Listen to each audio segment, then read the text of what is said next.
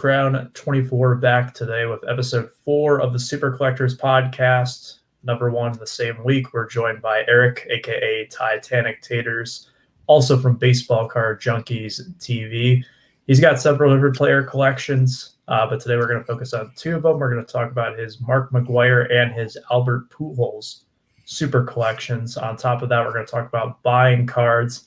What are some of the best avenues and some of the best tips and tricks to go about buying cards for your super collection? So, Eric, want to welcome you to the show. How are you doing tonight? I'm doing good. Thanks for having me. Absolutely. Have you recovered from last night's playoff game? Yeah, not really. That's going to take a while. It's going to take a while. That was pretty brutal. Well, hopefully we will lighten the spirit a little bit today with this podcast. So, as always, we are powered by StreamYard. So if you have any interest in doing a show like you see today, feel free to go check out StreamYard. They do not pay me to say that. I say it out of the goodness of my heart. Also, if you want to check out more about Eric's collection, you can go check out his channel. I'll leave a link in the description when this video is archived. And you can also check out Baseball Card Junkies TV, which I'm sure you guys are pretty familiar with. We're also doing this show live today, so I see a few of you in the chat already. What's up, Dustin? What's up, Andy? We'll be answering your questions throughout the show, so if anything comes up that you want to talk about, feel free to go ahead and ask your questions. So let's go ahead and get started on this. Eric, why don't you tell us a little bit about yourself and a little bit about your players and how you got into collecting them? I guess what do you want to know about me? You know, I've been collecting baseball cards on and off since probably about 1987, 88, somewhere in that time frame. Left in about 1992, got back into it in 1995, then left shortly thereafter, and then didn't start collecting again until probably like 98, 99 when McGwire started doing the home run chase. That's what got me back into collecting. As far as why I picked the players that I picked, Mark McGwire was my favorite player growing up. Obviously, the Bash brothers were huge in the late 80s, early 90s. And as a caveat, my grandma also had a huge crush on Mark McGwire because he was a redhead. And I was very close with my grandmother, so it kind of, made sense. I followed the path, so to speak. Did you have a crush on him too? A little bit. No, no, not that kind of a crush, but yeah. So that's kind of a brief history of my background as far as McGwire. What got me into Pujols, as I tell people, McGwire is my favorite player of all time from the A's, and Pujols kind of was a natural transition because when McGwire went to the Cardinals, after a couple of years, Pujols came in, and it was kind of like a passing of the torch, so to speak. And Pujols has been the best player since, not counting Mike Trout, 2001 to 2010, 2011, Pujols, there was no one better than Pujols. So I kind of naturally matriculated to start collecting him as well. You've got 2 very solid players, that's for sure. 2 players who have been some of the most impactful on the hobby over the last couple of decades. So yeah, let's move into our segment where we talk a little bit more about your collections in general. So I'll ask you a lot of different questions as we usually do. You can choose whichever PC you want to talk about. But what are your card counts on both Pujols and McGwire right now? Mark McGwire is probably close to 1,600, if not a little over. I have a bunch of cards I haven't even cataloged yet. Pujols is probably nearing on 700, 750, somewhere in that range.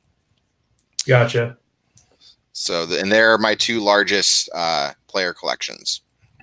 Who are some of your smaller player collections for the audience? I mean, who do you not want me to name? Let's put it that way.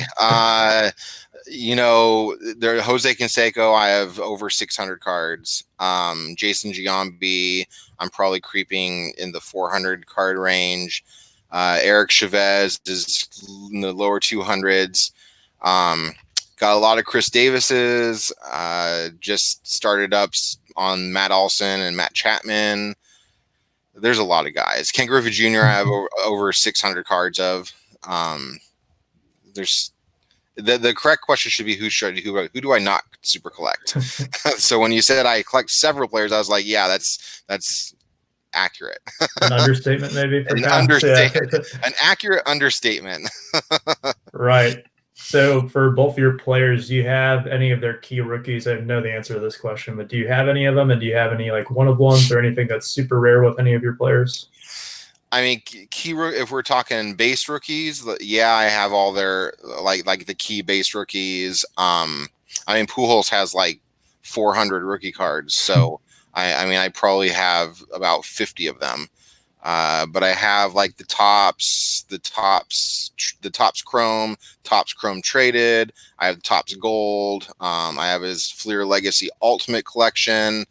And a couple of the other ones. I don't have any of his big ones like his refractors. They're just way out of my price range. I mean, there's only one McGwire rookie. And I have both that and the Tiffany, as well as an autograph version of his base card. So yeah, you've got pretty much the whole thing covered then. I'm running the full gamut there. Yeah, I got it all covered. That's awesome. Well, we won't go too much into that since you pretty much named off the whole list of everything for the rookies. What about some of the key cards that you have that are some non-rookies? I mean, well, let's see. Key cards that are non-rookies. Well, if we go with Mark McGwire, I did want to show this because it was the rookie. It was the PSA 9 Topps Tiffany. Very nice. That was a $90 investment about 4 years ago. So I'm doing good on that one. Yes, you are. Key cards. This one is actually, I mean, it's a pretty rare card. It's a 1988 Star autograph. And it's actually numbered 70. It's like it was out of like 500 or something like that. So I got number 70 out of whatever it was. So that's actually one of his first autographs ever issued in a pack. And everybody saw this if you're a part of the Super Collectors group, the Donruss Aqueous test. And that was probably the toughest buy I had, because I was like, I'm paying this for a 1990 Donruss that just has a little stamp on the back. Then we got the 1993 Finest Refractor. Just trying to show off some bling for some people here. And then this was my newest pickup, and I know you've seen it. I'm not sure if all the viewers have seen it, but it's the 96 Select Certified Mirror Blue. That was a fun card. I just picked up, and I actually have two of these. Cut above. Probably my favorite die cut from that era, because it's just so cool looking. And then this is going to be in a conversation later on, I'm sure, as far as the Holy Grail cards, but Call to Arms, the Donruss Crusade, green and purple. And this is a fun one too, the Established.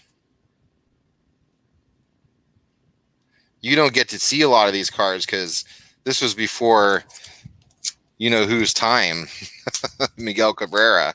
Exactly. This is one of his earliest pack issued autographs when we're talking like 2000s. This is a 2001 or 2002. And then the very next year in the A's. Those are kind of like my key McGwire cards, I guess, as far as I went through my collection. I'm like, what do I really want to show as far as McGwire that is going to be eye popping? Other than the rookies that I already covered. So I have the PSA 9 Topps Chrome. I actually have all the versions of this rookie for the most part in a PSA 9. And then the Topps Gold. And the Ultimate. And this is kind of a famous card on my channel because it was one of those too good to be true things where I bought the lot had the signed one in it, and it ended up being a counterfeit. So that was too good to be true. And then this is numbered out of 300. This is one of his It's like 2003 or something like that, 2004. And this is my favorite Pujols autograph. It's a triple threads. That's my favorite one in your collection as well. Yeah. I mean, you can't not look at that and be like, yeah, that's the best Pujols card you own. So those are like the key cards from my PC that I definitely wanted to show off, because they're the ones, like, if I had to get rid of everything else, like, this would be like the stack that I keep. It's good to know what those are, for sure. Yeah, definitely. For anybody who's joining us today, we are doing this episode live. I do see your comments. If you have any questions, let me know. I'm going to be focused on the show a little bit, but if you do have any questions, we will definitely answer them during the show. So feel free to see them. But hello, I do see you. I'm not ignoring you on purpose. Hello, everyone. Yeah. So you talked about a lot of your big cards. I won't do the Mount Rushmore thing, since it'd probably be, I don't do what's your favorite card, because I know that's a painful question for any super collector to ask. It's tough. Even 4 is tough. Right now, my favorite would be even though I have the 96 Select Certified Mirror Blue, it'd still probably be the 93 Finest Refractor. Would probably be my favorite McGwire card. Pujols is that autograph, like, hands down. Favorite part of my Pujols collection. That one's more cut and dry, I would say, than McGwire's, for sure. Yeah. So I kind of know the answer to this, but what are some of the bucket list cards that you'd like to pick up for your PCs? Are there any like print runs to 25 red parallels that you're looking at for anything, or? Not really, because that's kind of post McGwire, right? I mean, it'd be awesome to own a Superfractor Albert Pujols someday, during the time when he was on the Cardinals, if that's even a thing. But definitely for McGwire, there would be the 96 Select Certified Mirror Reds and Mirror Gold. I just won the 97 Finest Silver Embossed Refractor. The 97 Gold Embossed Refractor is a bucket list card. And I'm sure there's a few others out there, like if I ever came across an 88 Topps Cloth or something like that, I'd probably go broke trying to buy it and still lose. But Right. yeah, there's a few, mainly the ones that everybody already knows about. Like Eric Oakland A's 915. Him and I are kind of like, I'm like, hey, you got the white test. I get the 97 Finest Embossed Refractor when it comes up. He's like, okay, man, we'll see. Hopefully he sticks to it. I think he will, but he's a man of his word. I'll vouch for him. Yeah. So, and then he's gonna be like, oh man, this awesome card that I know you really wanted came up. It's the Topps Cloth. I'm going for it. Okay, I'm gonna be like, whatever, out of my price range anyway. So I know that the McGwire community is pretty huge. We've already had Eric, who you mentioned, on this show, and we'll have more McGwire super collectors, I'm sure, at one point. Pujols is a guy who I'm very surprised I don't see too often in terms of super collecting. Do you know people who super collect Pujols, and how would you say his hobby love is right now compared to when you first started with him? Oh, I know there is somebody in the groups that super collects Pujols. I don't remember what his name is, but I know there is at least one other person, and he's got like the crazy retro refractor rookie cards and stuff like that. Like crazy stuff that I wish I could have. I think most of the Albert Pujols collectors out there, or the people that would collect Albert Pujols, are also they like super collect the Cardinals. So once he hits the Angels, you kind of lose that. You don't have a lot of those collectors going after those cards. He's probably in this day and age one of the most productive and future first ballot Hall of Famers that gets no respect in the hobby. It's very weird. It's like Miguel Cabrera. Practically no respect in the hobby, but the dude's a first ballot Hall of Famer, so it's kind of nice for me, because those, numbered to 5s or numbered to 25s that do pop up, they're going to be a lot less expensive than somebody like Mike Trout or Bryce Harper, Nolan Arenado, and guys of that ilk or skill level. So. Right. I definitely agree. That's something I've noticed too. This is probably the best time to buy Pujols. So you have him and McGwire, still two players who are very popular and sometimes very Mhm. pricey as well. How do you manage being able to build both of your PCs on top of the players that you collect who we aren't really talking about today? I will plead the fifth. Okay. No, I'm just kidding. I mean, the McGwire always wins over. Uh, I really shoot for like the A stuff. I will pick up some cool Cardinal stuff when it comes up, but pretty much just shooting for the A's. That's my goal, to get all of his, well, one of each of his cards featuring him in an A's uniform. I don't really worry so much about the modern stuff. Something cool pops up, I'll consider it if it's the right price. Pujols, I mean, we're in the day and age of the autograph, right? And the patch cards. So that's really where my collection has shifted for Pujols. And again, I do try to stick to cards from when he was on the Cardinals, but I do buy the Angel stuff at the right price. Primarily top stuff. Like, I don't do a lot of Panini, but I like Gypsy Queen, the 5 stars, triple thread, stuff like that. I'll pick up of him. You've got some expensive tastes with those products. Those are some of You'd the be, premium ones. yeah, you'd be surprised though. Stuff will pop up every now and then that you're like, is this for real? As long as it doesn't say Topps Bunt next to it, you're good to go. So, I have been there before. That is one of the most infuriating things when you see a really nice yep. card and you find out it's digital. Yeah, you're like scrolling. You're like, oh, right, I've been looking for. Wait, no, never mind. It says bunt. Yeah, I'm going to start a petition for eBay to block all those, make it so they can't list those Topps bunt cards anymore. The Topps digital bunt cards. We'll start right here in the chat. You got my signature on that. We got 2 right now. Yeah.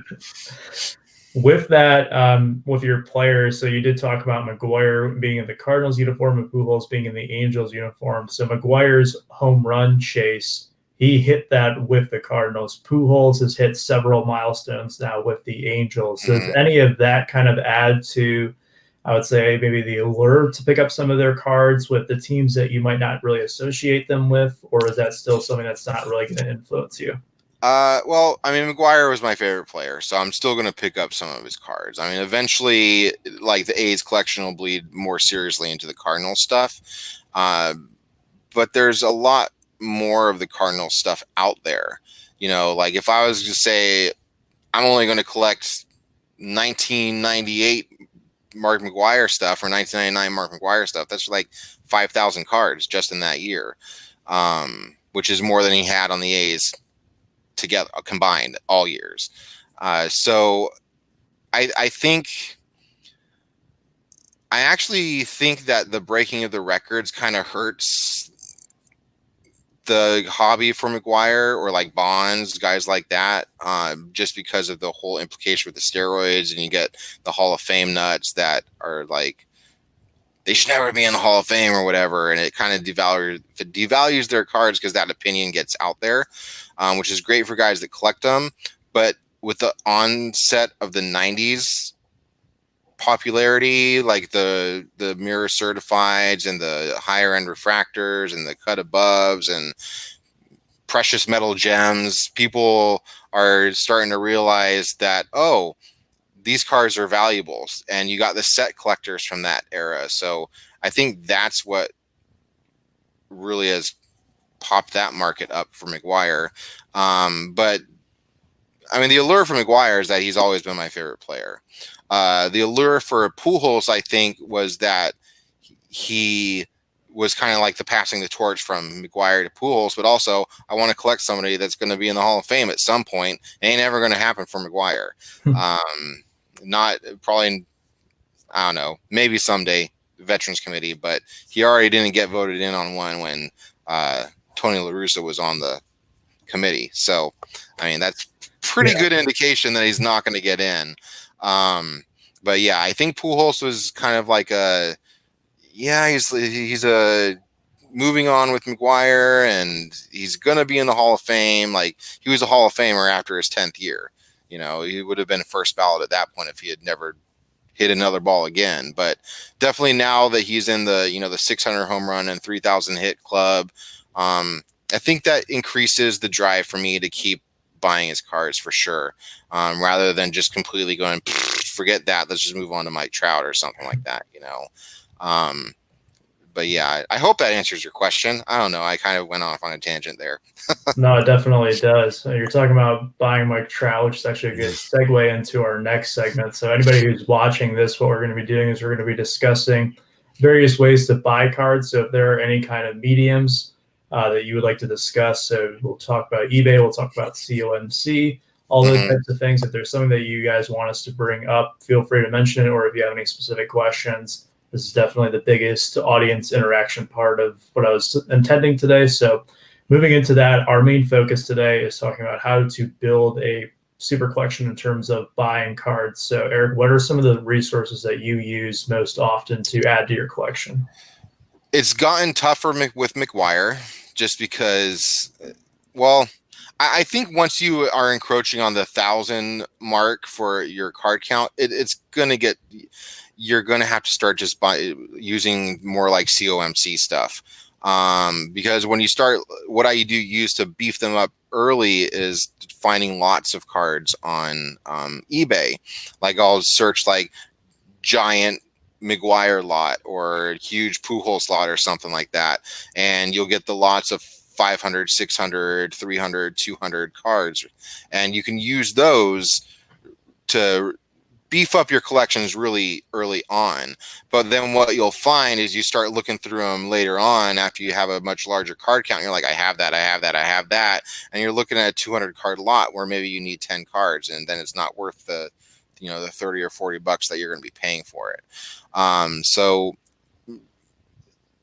With McGwire, I pretty much use eBay for the rare stuff, like your 90s inserts and some of what they're called like Broders cards. They were like the off-brand stuff that was really hit in like 1986 with Jose Canseco. And there were a whole bunch of them. And that's what I use eBay for now, because there's a lot of sellers on there that'll put those up as like off-brand or Broders or something like that. With Pujols, I'm getting to the point where the lots are like, that's all the stuff I have. And with COMC, you can jump on there, as you've probably found with Miguel Cabrera, and find refractors on there numbered to 25 that are $1 or $2, and you're like, okay, let's just add that to the card, or let's see if I can make an offer on that and get it for $1.50 or whatever. So for the modern guys, I really think COMC is the way to go, because there's so much product out there that it's listed fairly inexpensive on COMC. Unless you're dealing with those few sellers that once you make an offer, they like triple the price on you. And we won't mention any names. Dallas Card Boys.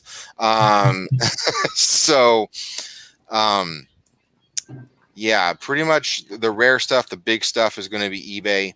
And now the base stuff is going to be COMC. But for guys that are getting into it, really utilize eBay on the lots. And you probably saw my video on my channel that I did a couple installments where I showed some Jeff Kent's and some Edgar Martinez lots that I picked up, and the Larry Walker. Like my Larry Walker collection is over 500 cards on just those lots, and they're all, I have like 400 doubles. So if you know any Larry Walker collectors out there that want to trade some base Larry Walker and not rare inserts, I'm all ears. Jesse Think Blue 77 wants to know if you're still building your Larry Walker PC. Not really. That was more of a project just to show that I could do it, and to do it fairly inexpensively. But you never know. He could get into the Hall of Fame next season, and it might be worth buying some more cards of Larry Walker. But I have some cool cards of Larry Walker that I got out of that whole ordeal.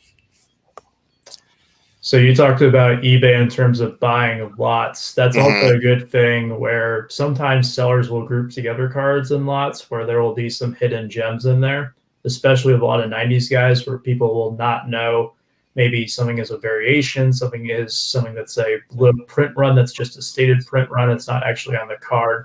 So if you know your stuff and you do your homework, sometimes you can find some really good values within those lots for sure. Yes, you can, because I mean, as recently as last year, Nate and I were in the local, I almost said LCS, the local card shop, and we were talking to somebody. He's like, "Oh, 90s stuff is horrible. It's not worth anything." And we're like, "All right, bring me your 90s stuff, and we'll buy it off of you for super cheap." Because I mean, that's the consensus, is that 90s is part of that overproduction area, but there were a lot of rare cards in the 90s, and occasionally, like, you can find a lot of cards up there that's going to have like 200 or 300 cards, and it's 30 or 40 bucks, and you look in there, you're like, oh wait, that's a $100 card right there, and you're like, okay, 30 bucks, here you go.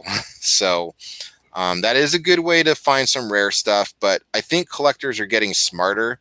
And people that are selling are getting smarter, so they know how to look for cards and how to figure out print runs.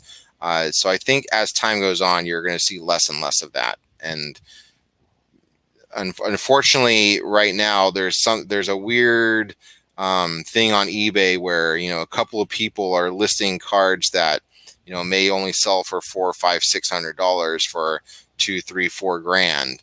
And I think you're going to see kind of a negative effect on the marketplace, in that a lot of these cards are going to become very expensive to buy, because people say, "Oh, they're selling it for $4,000. Well, I'm going to sell it for $1,500." And then you're going, "Hey, would you take $1,000?" And they're like, "No, this guy's selling it for $4,000. Why would I do that? You're already getting a good deal."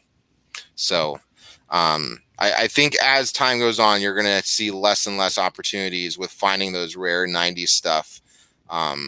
Or rare 90s cards in lots like that, because people are getting more knowledgeable about what was going on with the 90s and the popularity that, you know, no thanks to Nate and I and a couple other people starting the 90s to early 2000s group on Facebook, but it's getting out there. I think you're lucky you don't have to worry about it until 2000. So, you know, unless you want to start collecting Kirk Gibson or something like that from the few years he was on Detroit. You know, I'm good. The 90s Tigers is a time that I would rather just kind of push in Just the kind of corner. forget. Yeah, we don't need to talk about it really. So what is like the biggest pro and the biggest con that you see to buying on eBay? I would say the biggest pro is that you have a lot of different options. And things are getting easier to find. The biggest con is that you have some delusional people out there that think their cards are worth $4 grand when they're only worth $800. So just creating a false market, I guess, is probably the biggest con to eBay right now for me. Definitely agree with that. You talked about COMC already. So for those who are not familiar with COMC, can you give us like a 1-minute rundown on what COMC is and how does it work? Basically, it's like Burbank sports cards, but it's the whole database is available to you in one spot, right? So it's checkoutmycards.com, and you go in there and you start an account, and you can. I don't even think you need to start an account. I think you can go in as a guest the first time, and you just start searching cards. Like if I type in Mark McGwire, it's going to pull up 300, 400, 500 pages of cards that are available to buy. It's probably the largest database as far as cards for purchase in the world. I think they have probably even more than Burbank has, and their huge warehouse. So the only negative is they ship very slowly sometimes. Yes, I just experienced that. I was itching all week long to get my shipment, and as soon as I hit that shipment button, I know it's going to take like a week to a week and a half for it to even get sent out. Yeah, come on, I got to get this stuff. Like I can't wait any longer. Yeah. So and just a piece of advice with that though too, because you can keep an order going, you can keep an order running, you can build up like an inventory, which is cards you intend to get shipped. my recommendation is don't let it get shipped to you all at once, because your wife may open the box and see that there's $330 worth of cards in there and get really, really mad, even though it's a 13-month order that you've been working on. So, yeah, maybe do like 50 cards and have them shipped to you, not 300. That's the first time we've gotten spouse advice on the podcast. We need hey, more of I'm that. just trying to keep all marriages happy. COMC is pretty effective with buying a lot of those mid-tier ones, like you mentioned. I've had a lot of like mid-level Miggy inserts and numbered cards that I have picked up over time. What would you say is kind of the sweet spot for using COMC? Like, what types of cards are the ones that you tend to go after on there? Mostly base.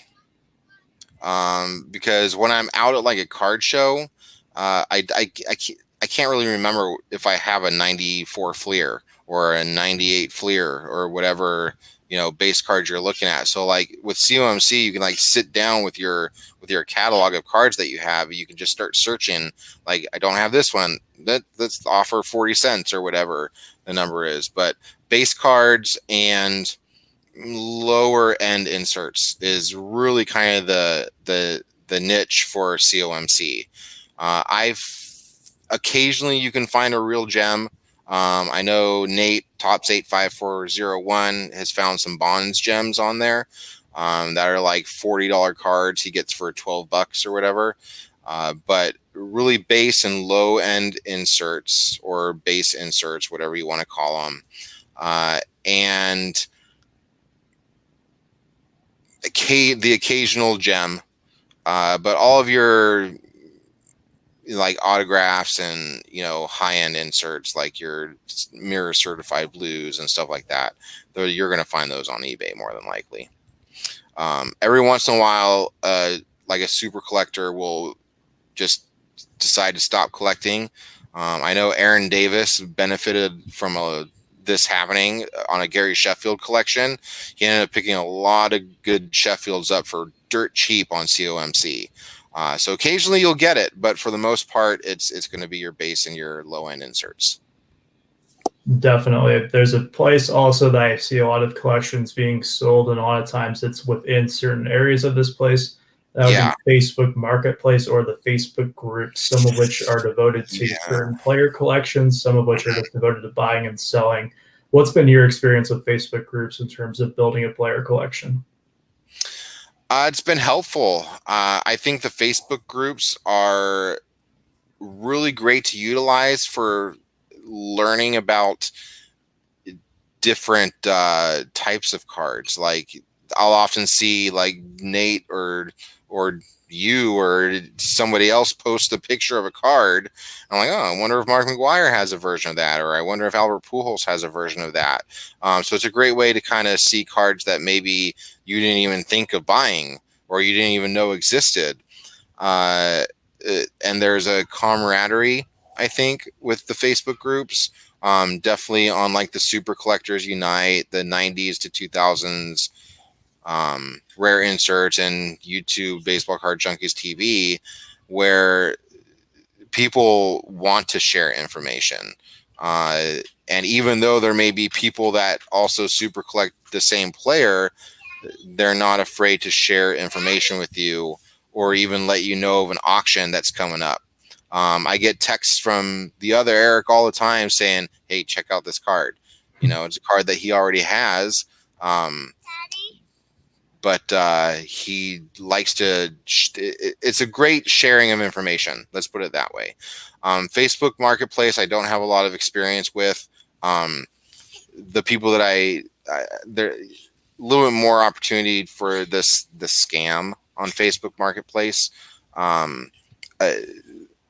I'd probably stick to just the Facebook groups that are, geared towards baseball card collecting or football card collecting, whatever the player is that you PC. And here's Tater Tot. First cameo appearance on the podcast. So another website, I'm not sure if you used this one before, is Sportlots. Have you ever bought cards before from them? I've never bought cards on Sportlots. I have bought on Beckett Marketplace. That's where I got the certified blue. Because Burbank will run deals on Beckett that you don't have access to on eBay. So I've used Burbank, I've used Beckett, I've used COMC, I've used Facebook, I've used eBay. I have not used Sportlots or any other method out there. Yeah, definitely. It's so Sportlots is a very similar function to. It's kind of like the best of both worlds from COMC and eBay. It's where I usually do most of my selling. I do some buying too on there as well. So that's another website you can check out. We won't talk about it too much on this one, but I'll probably do a video on my own about Sportlots at some point in time. So if you guys are interested, you can check that out then. You mentioned Beckett Marketplace as one, so let's talk about that one in more detail. How do you get into Beckett Marketplace? Because I know there's a bit of a fee to get into it. And how does that work? I'm not sure because you can start an account on Beckett for no charge, which allows you to search through you can look at the price guide, but you can't see what the cards are worth. You have to pay for that aspect. Marketplace, I believe you can get into for free. And then you just use your account. You can search for cards. You can buy cards. It's basically just like Burbank sports cards. I think that's what Burbank uses to fuel their retail sales that don't happen on eBay is Beckett Marketplace.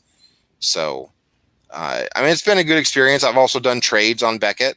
There was a situation where I had a card that a guy said that he collected, or he super collected that player, and they had a Mark McGwire card that I was wanting, and we worked out a trade where I sent him the card and like an extra $5 just to make up for the difference in value, and he sent me the McGwire card, no problem. So, but I've only done that a couple of times. I've only purchased off of Beckett Marketplace probably a handful or two of times. Most of what I do is on eBay and COMC. How does the price on that compare to the main two sources that you use on the cards? Beckett is going to be book value every single time. You're gonna pay either like 80 to 100% of book value, whatever the high book value is of the card. eBay, if you don't get in a bidding war, you can get it fairly inexpensively. But with cards like the cut above or certified mirrors, Donruss Crusades, you're gonna get in a bidding war. So those are going to cost more money. Never buy a card that is listed on eBay that's also on COMC. Like a COMC is listing it, because you're going to pay double. So you just go, oh, that's on COMC. Let's hop over there, make an offer for, if it's on $10 on COMC, it's going to be for $25 on eBay, plus $3.99 shipping. So you just hop over to COMC, make the $8 offer, and you're good to go. You wait until you have some more cards to ship. But your good deals on base cards are going to be COMC. Because you can stockpile 40, 50 base cards on there and pay $3.99 shipping fee, and it'll be on its way in 2 to 3 weeks. Whereas eBay. I really like the eBay buyer protection on the bigger stuff too, because I've had an instance or two where a card didn't arrive, which kind of sucks. But you're able to open a claim or contact the seller and be like, "Hey, this card never came," and they end up refunding you money. I'm sure there's some people that use that in a negative way, but as long as you're honest and it's a karma thing. So if you also use eBay to sell and you send out $100 card, you want people to be honest and not be like, oh, it never came, and then you're out a card and $100. Right. I actually had an experience like that today. I'm not sure where I put it. Oh, here it is. With my COMC order. I'll probably do a video about this at some point. This was in it. This is the 2019 Ted Williams SSP. Okay. It's about $100 on eBay, and I did not buy that. So that one is heading back to Washington State. Oh, nice. Yeah. So that's kind of one of the downsides sometimes is usually eBay and COMC kind of a really overall good buyer protection. A place that might not be as much, but you can usually find some more stuff for people who are willing to dig into their collections due to the lack of fees are Yeah. some of the message boards. So probably the biggest one would be Blowout. Have you had any experience using the message boards, and what would be your recommendations if you haven't? I avoid message boards and forums like the plague. It's just like, I mean, I have talked to other people that are like Tanner Jones or, GM Powell, guys like that are on there, and they're like, man, you would think that the sky is falling in the baseball card community because of like how these guys talk on the. I'm like, yeah, well, when a base Topps Update rookie card sells for $400 to $600 in raw condition, I don't think the sky's falling out of the baseball card industry anytime soon. So I'd rather just use Facebook and people that are more positive about the hobby than, deal with the gripe sessions on forums. So Fair enough. There is plenty of that to be found there. That's one thing that is always there. And then first Bowman Chrome autographs, you can buy those like crazy. So if you're interested in either of those things, but I've had some good experiences using some. I've made a few good connections through the message board. So from personal recommendation, Blowout is probably one of your safest ones to use. Usually just the ones that are more well established and the ones that are have more members to it are going to be the ones that you want to go to. So if it looks like it's kind of a shady site, then it probably is. Yeah, and it's like that. It's like if the offer is too good to be true, or if the item is too good to be true for what the price is, just walk away. Like, because in my history and my experience, you're never going to get a $600 card for $50.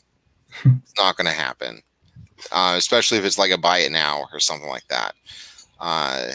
So I've also I don't know if you add any of the ACEO cards to your collection. It's basically knockoff people printing cards in their own basement and listing them as you see a lot of them, the iconic ink for Mike Trout. If you look up Mike Trout autograph, the first 20 listings are the iconic ink, and it's just like a facsimile autograph that some dude just printed out in his basement somewhere.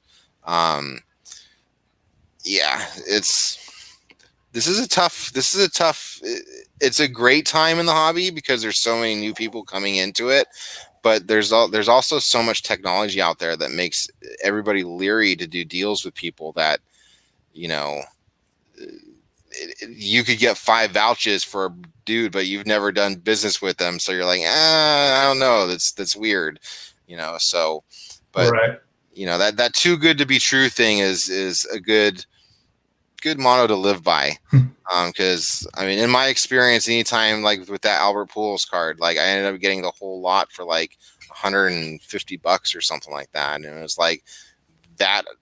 Then I started doing the research afterwards. I'm like, wait, this is like the most counterfeited autograph for Pujols from 2001, and I looked at it with my other Pujols cards, and then had Nate look at it, and he was like, no, that doesn't look real. And then I'm like, okay, well, I'll take it. So I took it to the local card shop, and they looked at it, and he compared it, and he's like, yeah, that's not good.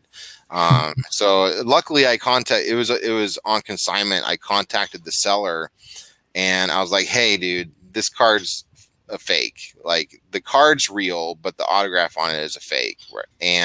But I still want the other 2 cards that came in this 3-card lot. Can we work a deal? And he ended up giving me like a refund of like 50% of the purchase price, because obviously the autograph is the reason you bought the lot. So, but that's another good thing about eBay is, they know that if you open a case, you're going to get refunded. So they're more likely to work with you because of that. Whereas some of these other places like Beckett or, Blowout Cards or some of those forums, you buy a card, you've bought that card. The likelihood of after you get it and opening it that you're going to go through the trouble of contacting the seller, the person that you bought it from, and then going and paying shipping to return it, it's very low. So, I mean, I know that I don't. If I get a fake card, I'm just like, whatever. It's $8 down the drain, which has happened. I've been seeing a lot of what is the Donruss prize collections. There's a lot of forgeries on those. Yep. Because they're only stated print run. They're not serial numbered. So they don't need to make the serial number on the card. They just print it out and you order it and you end up getting it in. It's this flimsy card that it's like a playing card that it's just not real. And you look at it, you're like, okay, I can see where the cut was off on the top. It's like, it looks like it was cut with scissors. And they're usually the picture is taken at an angle for the listing. So you can't see like the off cuts. But again, too good to be true, walk away. Sum that one up.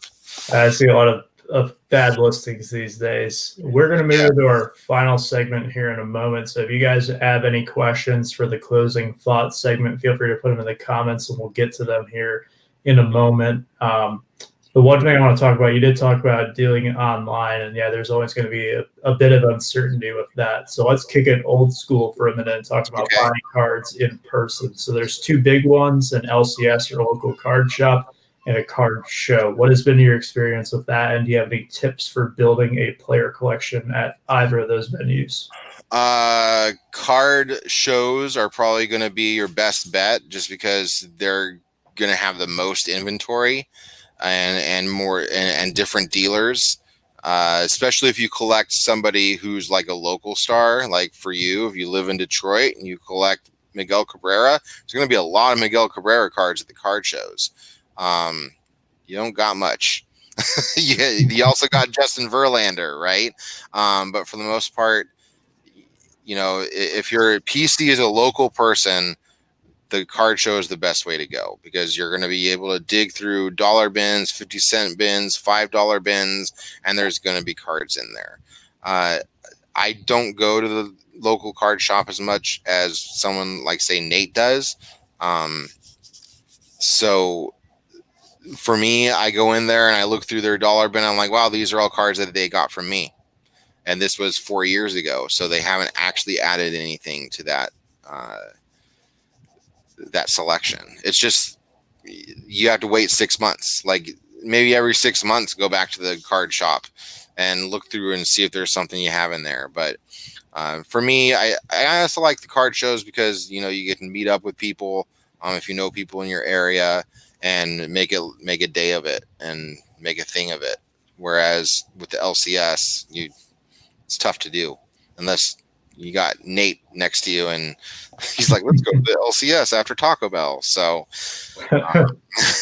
unfortunately, we don't all have a Nate in our community. It's true. That's true. And there's not a Nate in every community.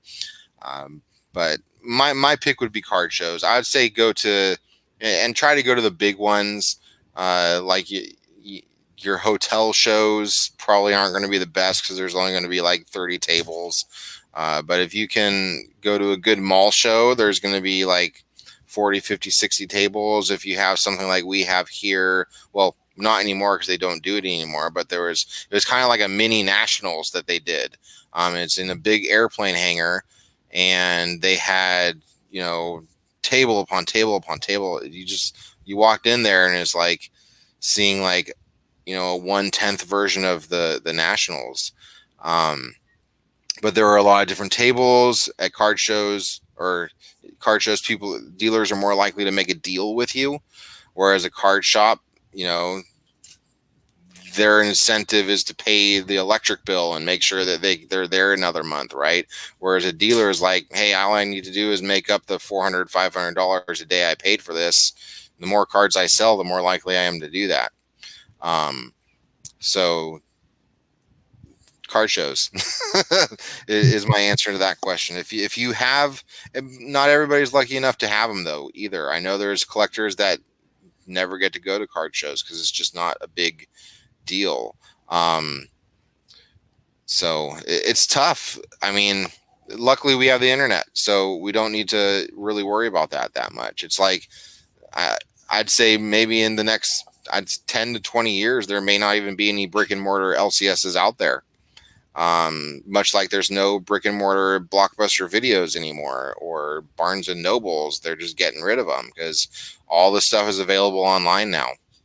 So you have the largest LCS in the world in COMC and eBay.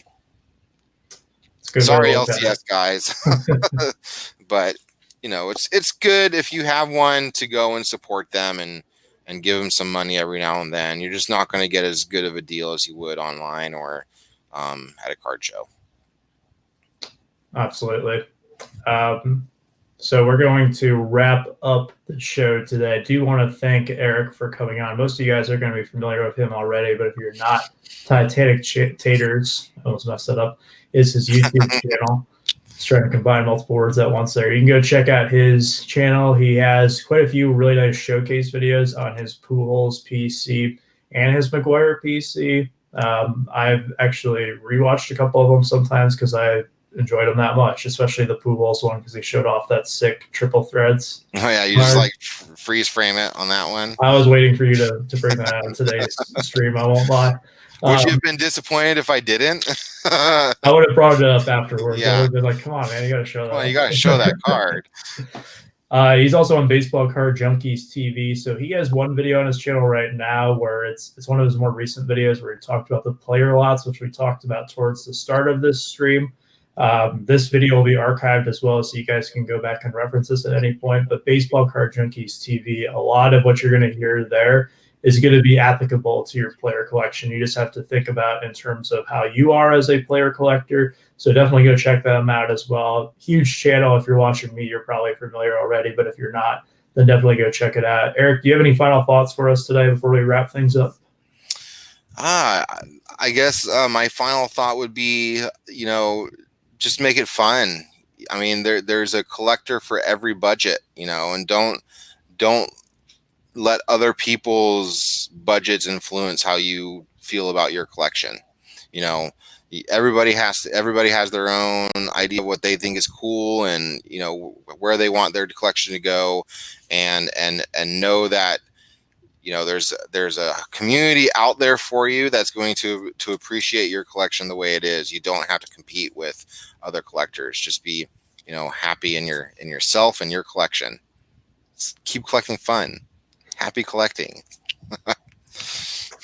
That is the best piece of advice that we can give on the show. So again, guys, Titanic Taters or Baseball Card Junkie oh boy, Baseball Titanic Taters or TV. Baseball Card Junkies TV. So long day, everybody.